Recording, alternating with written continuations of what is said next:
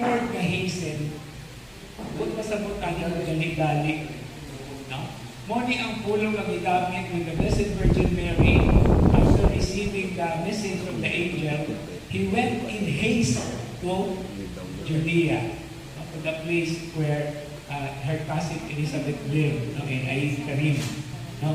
So, to hasten. Pag dali-dali, pero dili siya more of ganag-dali-dali more kay kung ano ka nang giapas kung dili. Pag dali-dali in the sense of eagerness. No? Nga adunay kadasin, adunay kahinam usap. So, murag nindot kayo na murag nindot kayo nakapulong, no? So, muna siya ang maong pag-ampo. Now, gihubad sa kuan, magpagbaon sa pagbahan kita, no? It's actually is practically the same. O Diyos, pinaagi sa imong pulong, okay? Sa katingalahang paagi, imong ipabalik ang tao nga nakanimo. Okay?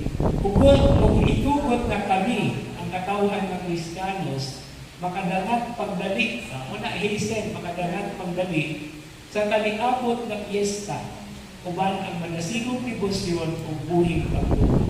Okay? Kaya din klaro kayo ang gitawag nato o parameters or kanang makahatag nato og setting aron mapamalandungan ug maayo ang mga pagbasa.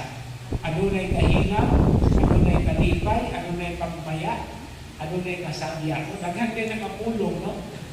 Pagmaya, kasadya, kalipay, kahinamot, kahinam.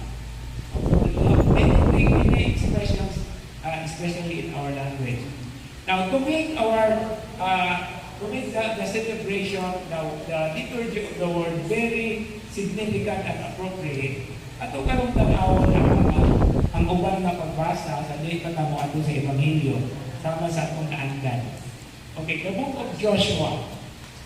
Now, the book of Joshua chapter 5, verses 9a, 10 to 12. Usa kini ka mahinungdanon nga yugto sa katawhan sa Israel, kay the book of Joshua is already the narrative or the section in the Bible after the so-called Torah or the Pentateuch. Humana siya sa Deuteronomy. Now, sa Deuteronomy, they were about to enter the promised land.